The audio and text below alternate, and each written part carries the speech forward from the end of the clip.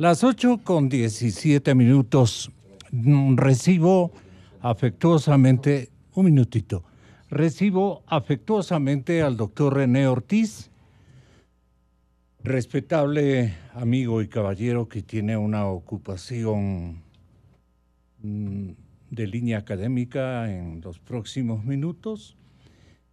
Nos hemos demorado, es una temporalidad publicitaria bastante complicada que nos toca administrar. Y bueno, doctor Ortiz, tenemos esta información que nos pone y nos ubica en una suerte de definir lo que realmente la refinería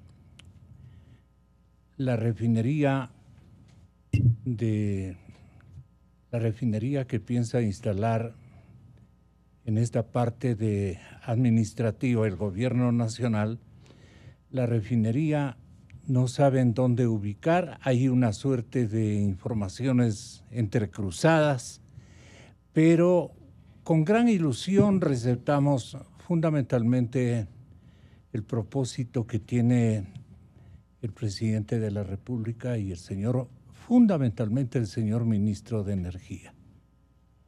El señor ministro de Energía está haciendo cosas muy importantes, muy interesantes, con cálculos ubicados en el interés nacional y pare de contar.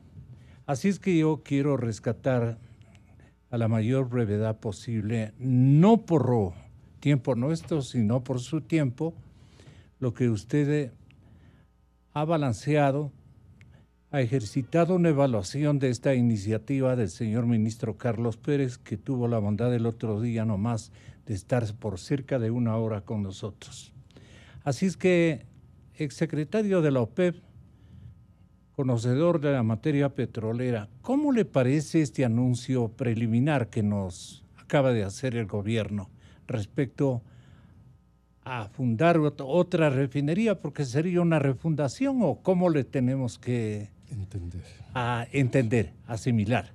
Muchísimas gracias, Gonzalo, por la invitación. Permítame saludar a su distinguida audiencia y a mi contertulio Marco Flores, que es mi distinguido amigo, y paso a comentarle directamente lo que significó para los ciudadanos el noticiero del día de ayer, donde el ministro de Energía y Recursos No Renovables explicaba a breves rasgos un proyecto nuevo de refinería y señalaba, pues, a todos nos sorprendió, esto no estaba en la agenda.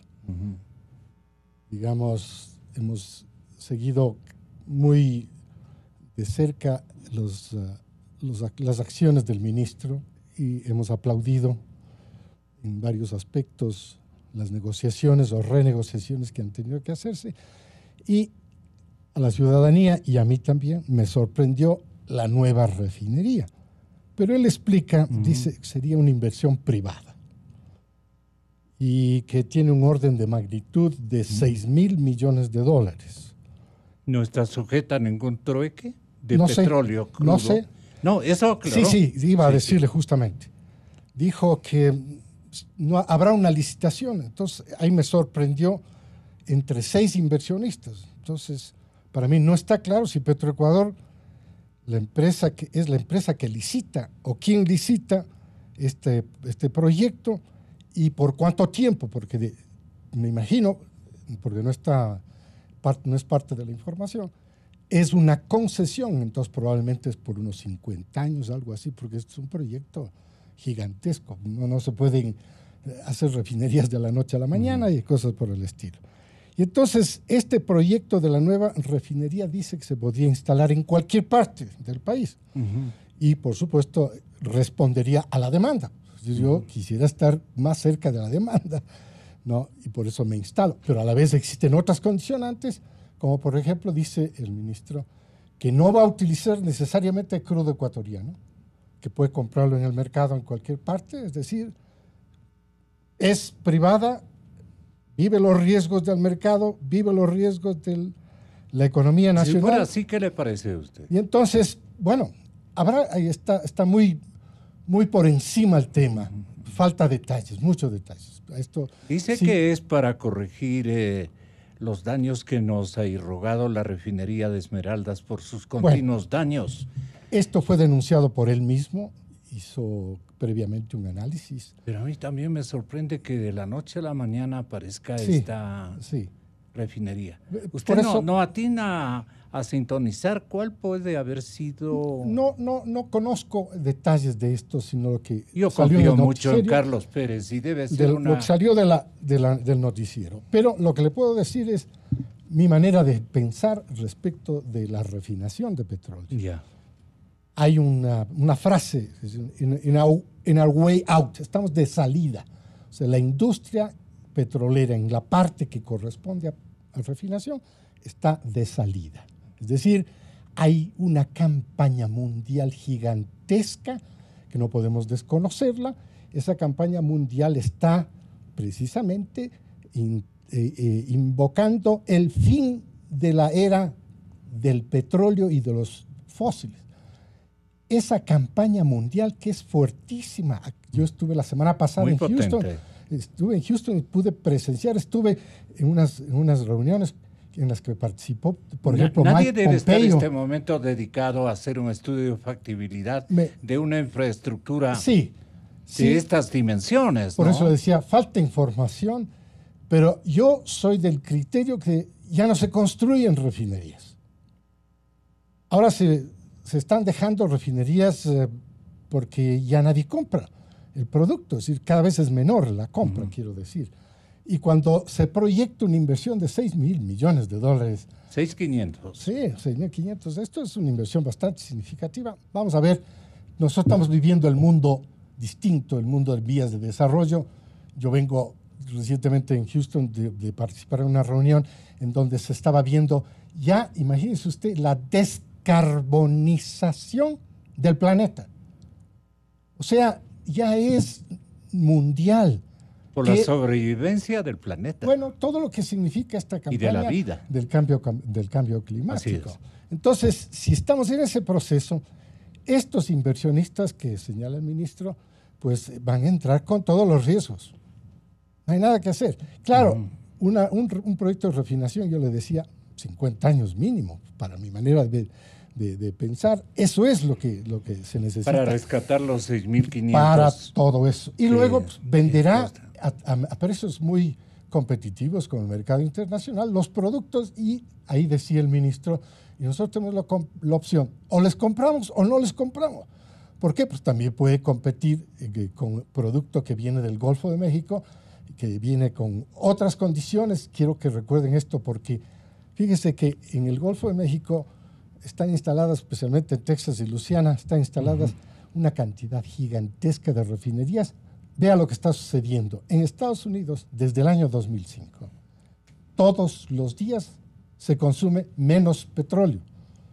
Todos los días se consumen menos derivados. Y entonces esto le ha dejado una capacidad ociosa a una gigantesca infraestructura de refinación en Texas y en Luisiana, al punto que le ha convertido a los Estados Unidos en el principal exportador del mundo de productos derivados del petróleo. ¿Sabe qué? Toda América Latina, todas las 3 Américas, le compran productos derivados del petróleo a Estados Unidos. O sea, usted lo que nos dice esta mañana, doctor Ortiz, esto no encaja en la coyuntura mundial, en la conveniencia del país, porque de la noche a la mañana aparece este emprendimiento. Sí. Para mí de dudosa esencia, no por la calidad de funcionario que tenemos como ministro de Energía. Es como que... novedoso. Póngale en eso. Sorpresivo. Bueno, sorpresivo y que casi es novedoso también. Pero verá, lo interesante... Pero ¿de dónde nace? Quiero resaltar esto. Dinero hay en el mundo. No hay absolutamente duda de que dinero hay. Lo que hay es necesidad de tener el ambiente correcto para la inversión. ¿Qué es lo que podría ocurrir? Perdone, y si le pregunto también paralelamente, ¿y tenemos crudo? No, precisamente dice que no es importante el crudo. Y yo coincido con él.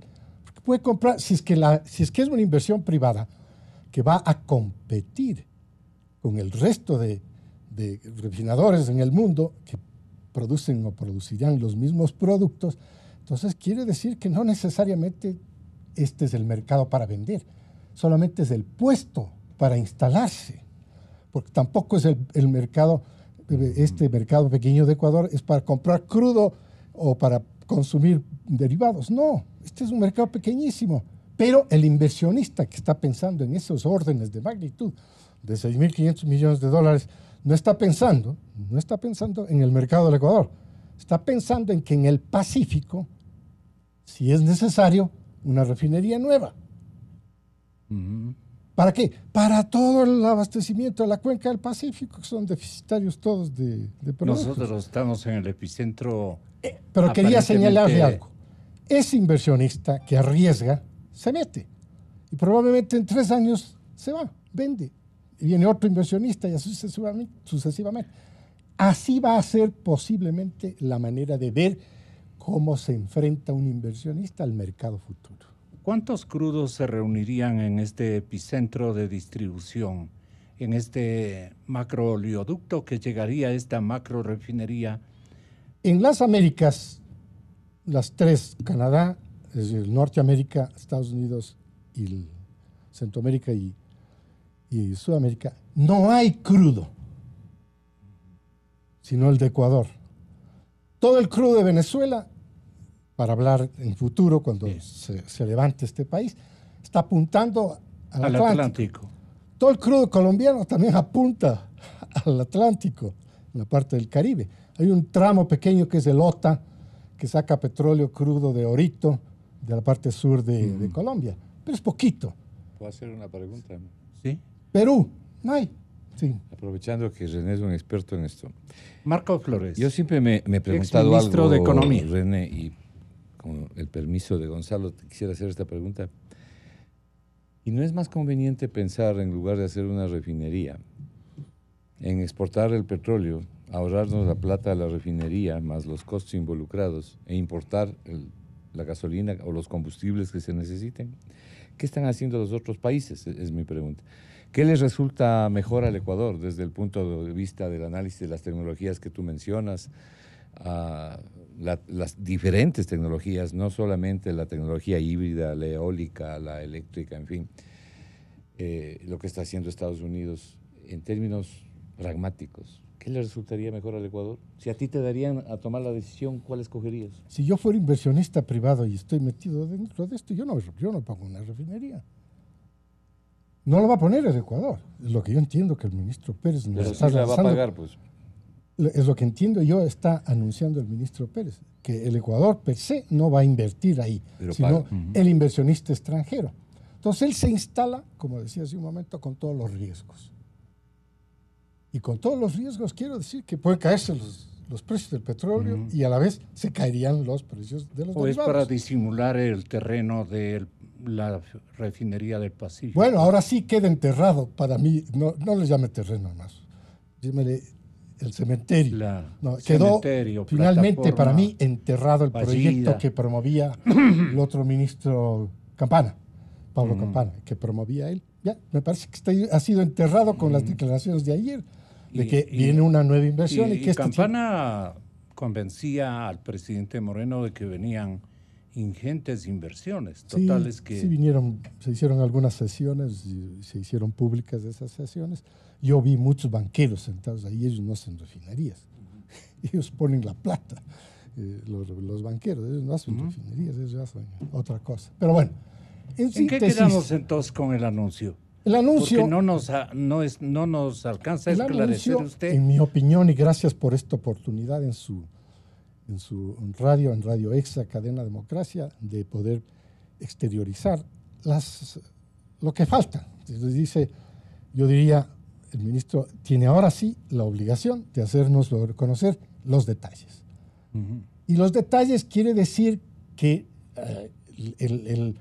en 2 meses, vamos, esto es bien cercano, o sea, en 2 meses dice que estaría listo todo el proceso para la licitación. Entonces, todo esto es porque se ha estado trabajando en estos 2 últimos años de esta administración del presidente Moreno. Entonces, vamos a los detalles. Yo creo que la ciudadanía va a agradecer muchísimo al ministro, que ha sido muy eficiente. ¿Qué preguntas en otras concretas habría que darle al gobierno para que nos explique a través del propio ministro Pérez, no? Claro. Porque él parece también que se ha enterado de última hora.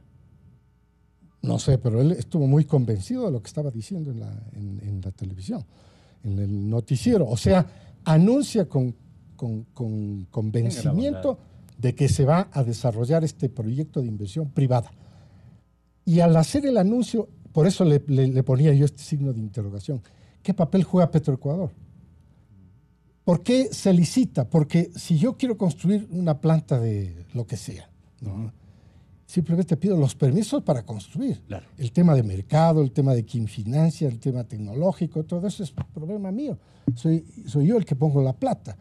Pero entonces, ¿para qué hay una licitación? ¿Qué le pide el inversionista extranjero que haga una licitación? ¿Por qué? Porque de acuerdo con lo que se entiende por tal vez un disimulé que llamo yo. No sé. No, Diego, faltan detalles, sí, licenciado, y yo creo que Marco entiende perfectamente que esto necesita ser pero sintonicemos el anuncio del señor ministro Pérez. E inclusive nosotros no estamos comprometiendo el crudo ecuatoriano ni tampoco el compromiso de comprar los derivados. Si tenemos crudo les vendemos, si no tenemos crudo ellos tendrán que traer el crudo de algún lado. Luego de lo que se ha encontrado ya en estos días, eso se va a extender alrededor de 6 semanas más porque se han encontrado problemas serios. ¿Por qué le corta toda la intervención? Desde luego, ingeniero, nos deja con esta gran interrogante, macanuda interrogante, que no fue anunciada en la oportunidad que seguramente tuvo de describirnos en alguna coyuntura de la plática el señor ministro. Parece que él también ha sido recientemente informado. ¿Qué percepciones tiene usted, exministro Marco Flores? Las mismas de René. Me parece que esto está bastante nuevo. Hay que esperar a tener un poco más de información. Personalmente, lo que yo siempre he pensado es que uno tiene que valorar el costo de oportunidad para ver si al Ecuador le conviene tener una refinería bajo las condiciones que sean. Pueden ser condiciones como las anunciadas por el ministro, potencialmente hablando. Si a la luz de los acontecimientos, de las nuevas tecnologías, le conviene eso al Ecuador, o le conviene más bien resguardar la vida, resguardar los campos, las fuentes de agua, vender su petróleo, importar combustibles cuando haga falta o lo que haga falta, evidentemente a precios internacionales, si es que se maneja bien la economía. Ahora, ¿no cree usted que la contracción que usted pondera se ha instalado en la economía ecuatoriana no hace que busquemos socios estratégicos para reactivar precisamente esas señales, o sea, darle la vuelta a esas señales de contracción económica? Y había esta oferta de algún inversionista que dijo, tal vez en Esmeraldas, tal vez en Manabí, seguramente en el campo traviesa que dejaron los anteriores gobernantes,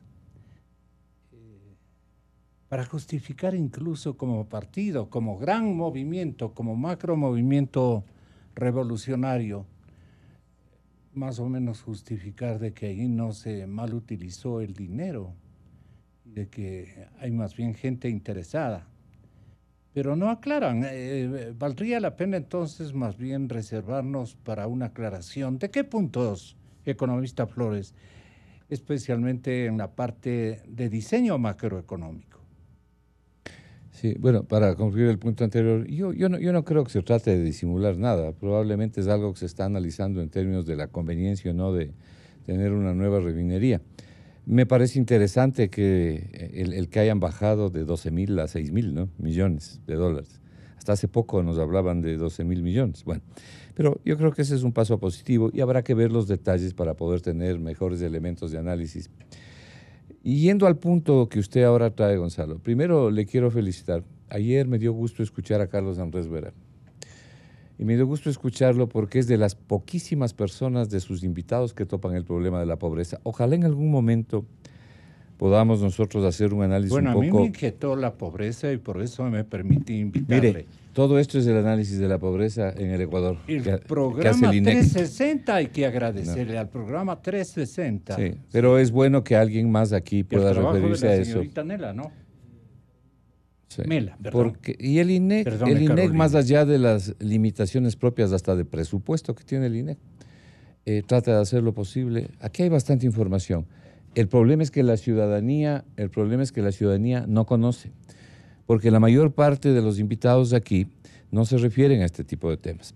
Ahora, respecto a lo que usted señalaba de la contracción, permítame... ¿Cómo le duele la pobreza y en qué parte están ubicadas? Para ir en orden. Bueno, es muy grave, ¿no? Es muy grave porque cuando usted mira estas estadísticas, los diferentes tipos o categorías de pobreza, una es por ingresos, pero hay otra por necesidades básicas. Tener a más del 40% de la población ecuatoriana, de 17.200.000, sufriendo este tipo de pobrezas. Y que esa pobreza en el campo sube al 60%, en los sectores rurales, sube al 65, al 70% de la población rural. Es gravísimo. Entonces, lo menos que se puede hacer es que cuando se diseñan las políticas económicas, no nos olvidemos de los diferentes sectores. Entre esos sectores, ese enorme sector de pobres. Vea, aquí está la lista de los 19 acuerdos que el Ecuador ha firmado con el Fondo Monetario Internacional. A mi juicio, la razón sustancial por cual los acuerdos han fracasado, no han llegado hasta el final. Se pueden haber recibido incluso los desembolsos, pero la letra del acuerdo no se ha cumplido hasta el final. Es porque el país, y creo que el acuerdo actual peca también de eso, el país asume unos compromisos que en determinado momento no los puede cumplir. Por ejemplo, ayer le oí a uno de estos jóvenes empresarios que circulan por la televisión que decía, no perdamos de vista, decía que el IVA en el Ecuador es el más bajo de América. Y era favorable más bien a un incremento de los impuestos. Primero, para analizar el tema de los impuestos hay que mirar los impuestos en contexto. Por ejemplo, la empresa no solamente paga el 25% de impuesto a las corporaciones, también paga el 15% de utilidades, hay que considerar eso. Pero hay que considerar que el IVA es un impuesto especialísimo porque le pega a todo el mundo, pobres, ricos, medianos, paupérrimos, no es cualquier cosa. Le decía esto para poner, a pesar de que a mí no me gusta la frase esa de poner las cosas en contexto, para indicarle lo siguiente, la mayor parte de las cosas positivas que tiene el acuerdo, por no decir casi todas las de las positivas, no de las negativas, las propuso el Foro de Economía y Finanzas hace un año, comenzando por eliminar ese 15% de discrecionalidad para que cualquier ministro de Finanzas modifique el presupuesto por su sola decisión. Eso es un verdadero absurdo. Hace más de un año venimos diciendo eso y están los documentos escritos. Pero el punto central aquí, en donde nosotros diferimos, es en el camino para lograr los objetivos. Nosotros consideramos que el camino que han tomado las autoridades económicas del gobierno es un camino equivocado. Esto es lo que no hubo tiempo para poderle explicar la semana pasada. Y por eso permítame darle las siguientes cifras. No es de gana. Y por eso creemos que es un error grave de política económica el que se está cometiendo y que terminará reventando el acuerdo más rápido que tarde, ¿no?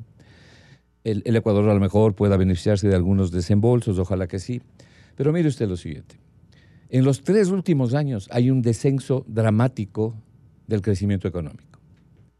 He estado viendo las cifras que publica la Cámara de Comercio de Guayaquil en estas últimas horas y veo la caída sustantiva de las ventas. Y cuando caen las ventas, lo que viene atrás es una caída del empleo. Y las ventas caen, las ventas de las empresas caen, ¿por qué? Porque la demanda cae. Y la demanda cae porque no hay suficiente liquidez para poder demandar, es decir, falta empleo. Bueno, si usted tiene una economía, Gonzalo, que durante 3 años consecutivos desciende, eso es lo que los economistas llamamos, estamos en la bajada del ciclo. Usted lo que tiene que hacer es reactivar la economía. ¿Qué significa la bajada del ciclo? Esto, que el crecimiento económico va en descenso. Entonces es un ciclo que va en descenso. Mire, hace 2 años, por ejemplo, el PIB creció como al 2,5%. Usted está anunciando paralelamente una contracción económica. Pero sin duda. Y con lo que están haciendo peor. ¿Y es de la región o del país? Sobre todo del país, porque eso están revelando las propias organizaciones internacionales, como el propio Fondo Monetario, que dice que este año la economía va a crecer en 0,7%. Yo más bien creo que crecerá incluso en el 1% o quizás un poco más del 1%, pero permítame desarrollar la idea. Porque desgraciadamente yo tengo la impresión de que la información le llega de manera parcial al presidente de la República. Y al presidente de la República y a agentes alrededor de él que sí ¿Por qué le llega parcial? Porque por lo que oigo resulta para algunos vergonzantes no haberla advertido en la planificación por lo que oigo macro. que los voceros de estas tesis dicen en los medios de comunicación. Ajá. Ellos son los que comunican ahí y son los que tienen acceso. Pero además es importante que a los cercanos del presidente de la República les llegue un cuadro un poco más amplio de la situación para que ellos puedan asesorar bien al presidente. Yo creo que ahí falta asesoría de otros lados también. Le estaba diciendo lo siguiente. Hace 2 años la economía, o sea, el PIB, creció más o menos en 2,5%. El año pasado, y eso estoy tomando solo los últimos años, el año pasado la economía creció al 1,5%. Fíjese, bajó casi a la mitad. Este año el Banco Central dice que la economía va a crecer al 1%. O sea, seguimos bajando. Ese es un ciclo económico negativo. El desempleo se ha magnificado en el Ecuador, el desempleo y el subempleo. Ya sabemos los ecuatorianos que es del 60% de la fuerza laboral, es decir, el 60% de 8 millones de personas. Cuando sube el desempleo y el subempleo, cuando cae la producción de bienes y servicios, que es el PIB, o sea, el tamaño de la economía. Pero además, cuando usted se da cuenta que se afecta el consumo de los hogares, el consumo de los hogares es el que explica el 60% del PIB. No es cualquier cosa. Y si usted le suma el consumo público, el PIB está explicado en un 75% por el consumo. Lo que trato de decir es que el consumo es clave. Pero resulta que el consumo está cayendo sustantivamente según están revelando las propias cámaras de la producción y la información del Banco Central. En esas circunstancias, es decir, de un ciclo económico a la baja, economía 101, o sea, la primera economía que uno estudia, es, señores, con un ciclo económico a la baja, con esos indicadores, lo que necesitamos es reactivar la economía. Infortunadamente, el programa del Fondo Monetario, casi siempre todos los programas del Fondo Monetario apuntan a recaudar más ingresos por la vía de los tributos, a reducir el gasto, es decir, a bajar la demanda. Y esto evidentemente es mucho más contractivo. Es lo que está pasando en Argentina. Entonces algunos dicen, pero Argentina es distinto. No, la receta es la que hay que mirar, si es que la receta surte o no efecto. Déjeme darle 3 datos que les traigo sobre Argentina. En el último año hay 500,000 pobres adicionales en Argentina. La pobreza subió en 5,1%. En el último año en Argentina, la devaluación, es decir, la depreciación que la gente entiende como devaluación es 50% de la moneda. La gente ha perdido el 50% del poder adquisitivo. Pero no solamente eso, solamente en el Gran Buenos Aires desaparecen 7,800 pymes anualmente. La tasa de interés en Argentina ayer justamente cerró al 63%. La tasa de inflación en el año 2018 fue el 48%.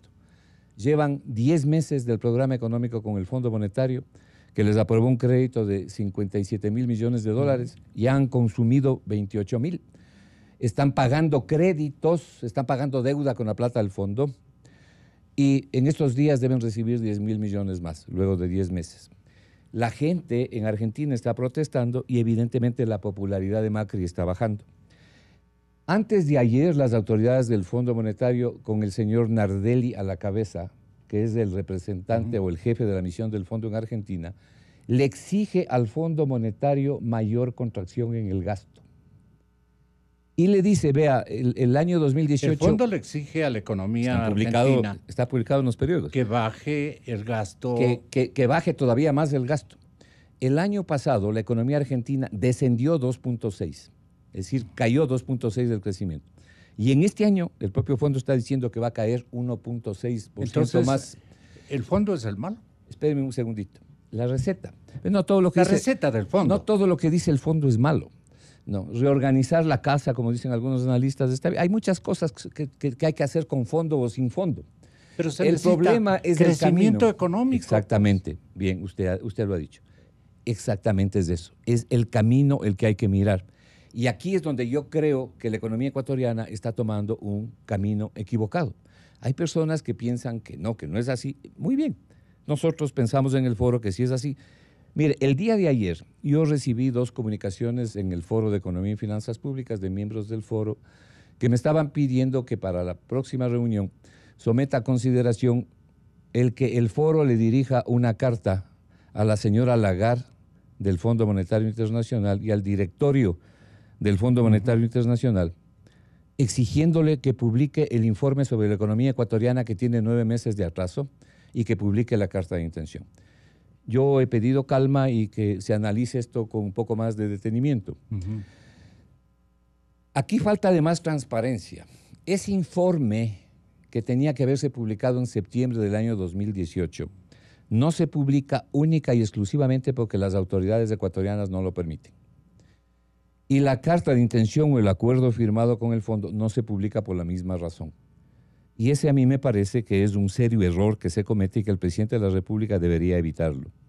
No se puede presentar aquí, en definitiva, las resoluciones de un programa con los ojos vendados a la sociedad. Y creo que no es lo correcto, que no es lo que se debe hacer. Bueno, nosotros analizaremos... Pero, ¿cómo cree usted que calcula el crecimiento económico más o menos indispensable que requiere la economía ecuatoriana el señor presidente de la República, o está sujeto a engaños de 2 bandas y entonces él no sabe con quién provocar los efectos que necesita el Ecuador? Además, ¿qué efectos necesita el manejo económico para que con crecimiento nos garanticemos de que el modelo es el adecuado? Es que las personas que dirigen la economía, yo no creo que sea un engaño, el problema es una apreciación equivocada. Es que las personas que dirigen la economía consideran que para poner la casa en orden se requiere magnificar la recesión o la contracción económica y que luego de eso va a empezar la felicidad. Pero luego de 1 o 2 años de... ¿Quiénes son ellos? Las autoridades económicas y en general el gobierno. Ellos están diciendo que la economía tiene que enfriarse, que es un trago amargo que hay que pasar, que no podemos evitar, que la economía tiene que decrecer mientras se organizan bien las variables económicas y se hacen bien las cosas para volver a crecer. El problema es que ese volver a crecer, y ya 3 años no hemos crecido, es crecer sobre una cantidad de cadáveres. ¿Cuáles cadáveres? Por ejemplo, la falta de crecimiento económico es letal para las pymes, letal. Entonces, si usted exacerba la reducción del crecimiento económico, usted va a ver aquí empresas desapareciendo, empresas que no pueden mantenerse en el mercado. Eso es lo que está pasando con las ventas. Si esa situación de las ventas que está diciendo el presidente de la Cámara de Comercio de Guayaquil, está presentando unos gráficos que dicen, miren cómo están cayendo las ventas. Si las ventas caen, como le decía hace un momento, es porque no hay demanda suficiente. ¿Y por qué cae la demanda? Es que no hay liquidez interna. Exactamente. Y si no hay liquidez interna, no hay demanda suficiente. Lo que viene después de una caída de ventas es un perjuicio para las empresas. Las empresas deberían estar preocupadas y seguramente lo están. ¿Y la deuda pública no es muy onerosa? Claro. Y luego, ¿qué viene, Gonzalo? Luego vienen más despidos de trabajadores. Qué bien que toque usted ese punto, Gonzalo, porque este es otro de los temas que creo que hay que analizarlo con un poco más de frialdad. La deuda pública. A ver, el señor ministro de Trabajo, el señor Madera, me parece que es el nombre, declara que han sido desvinculados, ojo, esta palabra que se han inventado, ¿no? Que han sido desvinculados, o sea, que han perdido el empleo, 11.800 trabajadores, ¿ok? ¿Qué significa 11.800 trabajadores en términos de sueldos y salarios al año? Significan 180 millones de dólares más o menos. Que se reduce en demanda. Vamos a decir, entre comillas, un ahorro en sueldos y salarios de 180 millones al año. Pero cae la demanda. Un momentito, saliendo los que dice el ministro del Trabajo, 11.800 trabajadores. Pero le he escuchado este fin de semana en uno de los programas, concretamente en Hora 25, a una de las autoridades económicas señalar que el compromiso es reducir la masa salarial, dijo, de 1.000 millones, una reducción de 1.000 millones en 3 años. ¿Qué significa reducir la masa salarial por 1.000 millones en 3 años? Significa 65.000 personas sin empleo. La pregunta es, ¿hay algún presidente que pueda hacer eso? ¿Hay forma de hacerle una propuesta así al presidente Moreno? A mí me daría vergüenza llegar con una propuesta así porque sería hacerle que se juegue la vida literalmente. Y además no lograrlo. Que se juegue la vida, pero el presidente. El presidente. Y que aquí se genere un clima de ruptura social muy grave. Si las propuestas tienen que ser otras. No estoy diciendo que no hay que reducir el tamaño del Estado. Pero el tamaño del Estado tiene que reducirlo, Gonzalo, cuando usted genera crecimiento económico, pues. Entonces, lo primero que tiene que hacer es generar crecimiento económico y hacer un plan de reducción del tamaño del Estado en donde también reduzca el exceso de burocracia. Eso es lo que hizo el ministro Centeno en Portugal, entre las cosas que hizo. Pero si usted saca a la gente a secas en una economía en contracción, lo que usted está es multiplicando la delincuencia. Fantástica. Modificando la... Lo de Portugal fue genial. Pero claro, pero por supuesto, ¿no? Una política totalmente diferente a la que se sigue aquí. Entonces, no se pueden hacer este tipo de anuncios, porque como decían los profesores, alborotan el grado, ¿no? Entonces, hay que tener un poco de calma y diseñar otra política económica. ¿Cómo sería? Déjeme contarle una pequeña anécdota que tiene que ver con lo que usted me acaba de preguntar en este mismo instante. Usted con alguna frecuencia le entrevista aquí en Mi Concepto a uno de los principales economistas que tiene el país, que es Carlos Julio Manuel.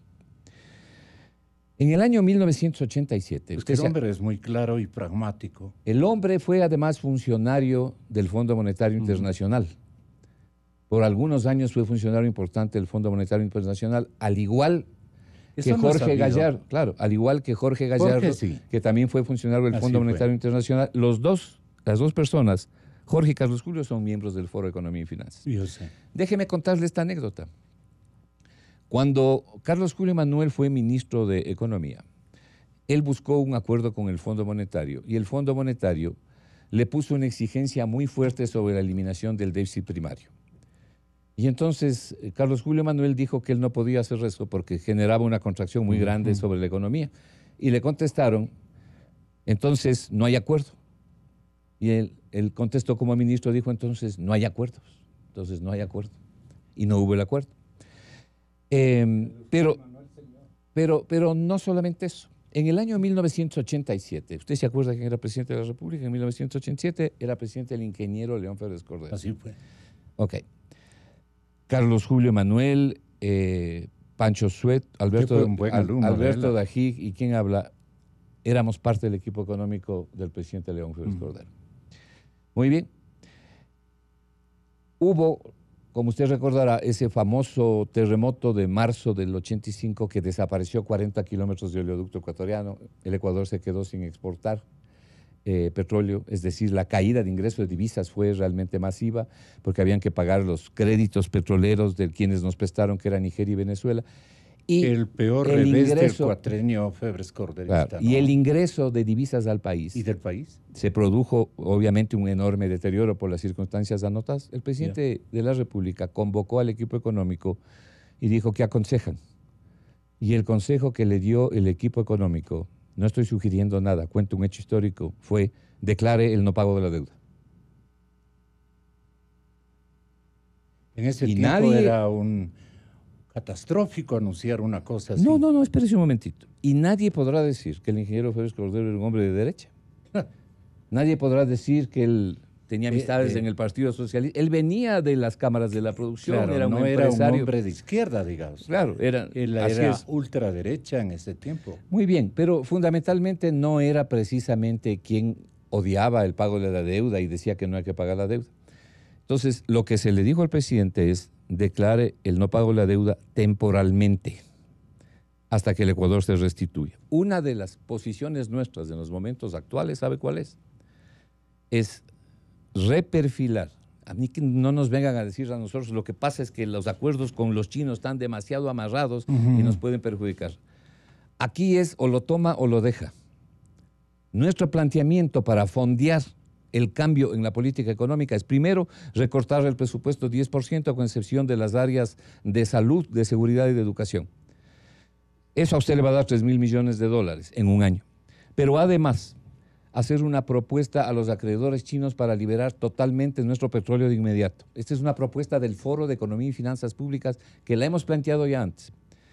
Y llegar con un bono donde los señores chinos, decirles, señores chinos, aquí vengo con este bono, no es que no quiero pagarles, es que no puedo pagarles. De manera que aquí está este bono a 10 años, 15 años, 20 años, les vamos a pagar el 6% de interés, pero libérenme en el petróleo. No podemos hacerlo, bueno, qué pena, pero no puedo yo tampoco dejar de hacer lo que tengo que hacer en mi país. Y yo creo que nosotros podemos llegar a un acuerdo si esto podría determinar Moreno. Claro, pero además el liderazgo de esto lo tiene que ejercer el presidente de la República. Él tiene que hablar con su par de la China, con las empresas. Los señores de la Cancillería tienen que movilizarse a los países para hacer las gestiones. Pero si fue a pedir más plata en China y le fue mal. Claro, porque no se ha hecho lo que estamos hablando. Pero esto, en todo caso... No, eso sería unilateral. Eso sería desoír las consignas interesadas de los técnicos ecuatorianos en materia económica alineados con el interés chino. ¿Quiénes son ellos? Y los que colaboran con el entorno presidencial. Mire, yo no puedo decir que están alineados con el interés chino. Probablemente discrepamos sustancialmente en el camino, como le estoy demostrando, porque ellos creen que hay que ir. Ellos creen que hay un grupo que no quiere, digamos, no quiere salirse de los esquemas ideados con la República China para efecto de respetar la plata que han invertido en el Ecuador a manera de préstamos. Pero, a ver, pero además hay otro punto, pues Gonzalo, que usted mismo lo ha dicho aquí en más de una oportunidad. Si hay algunos contratos infames son los chinos. Pues. Por eso. Peores contratos. A ellos hay que pararle. Es decir, además del Ecuador, tiene una asistencia moral fundamental pues para buscar un reperfilamiento de la deuda. Y decirles, vean, señores, les voy a pagar, pero denme un plazo para poder pagar. Entonces, yo lo que he oído a algunas personas es que dicen, lo que pasa es que el contrato con los chinos dice que si no les pagamos pueden apoderarse de cualquier cosa, y probablemente eso diga el contrato. Pero no es tan sencillo apoderarse de cualquier cosa, y yo creo que primero hay que usar la persuasión moral. Y las conversaciones, ¿usted cree que a China le interesa a un país pequeño aplastarlo como hormiga con una bota gigante? Creo que funciona la geopolítica. De nuestro reducido país debe salir la fuerza para negociar desde el punto de vista geopolítico.